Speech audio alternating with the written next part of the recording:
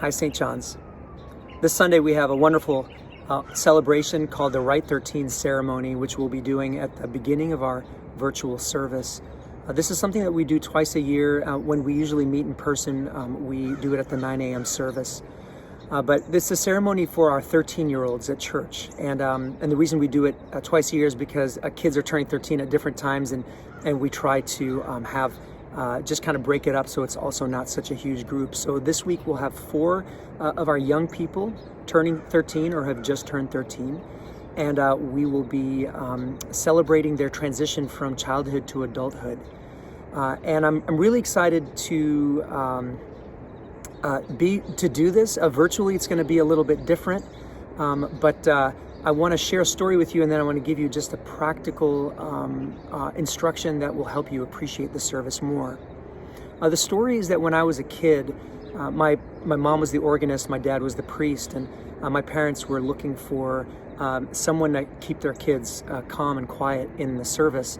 And especially when I was younger, there was this older lady, and for me, she was older. She was probably, when I think of it, she's probably only in her 40s and 50s at the time, but she seemed so old for me when I was 7 and 8, and she would sit next to me and my brother in church and keep us calm. And I just can't imagine how annoying I must have been to her. I have this vivid memory of every time she stood up in church when it was time to stand up, I would put my hand on the seat where she was going to sit down, and then she would sit down and pretend like she was surprised that my hand was there under her over and over again. And I was just like, I would find this hilarious, as a 5, 6, 7-year-old. I'm sure it got weird at some point to do that.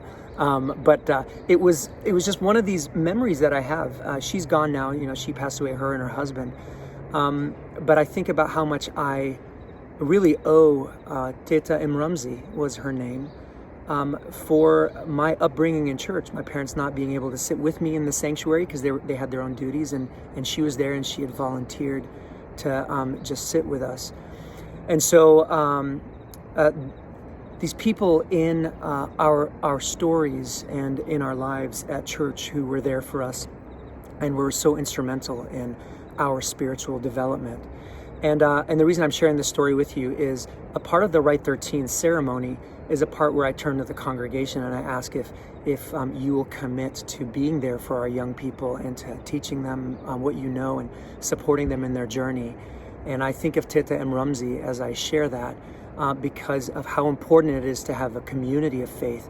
Our parents do a lot, and they do their best in trying to get us to church, but it really is about the broader community. It can't all be on our parents' shoulders. And so I thank you, St. John's, for being there for our young people, and I thank you especially this Sunday as you say we will with God's help when that moment comes in the service where I ask you if you will support them with your presence and your knowledge. So thank you for being a community to all of our children and our young people. This is what's needed.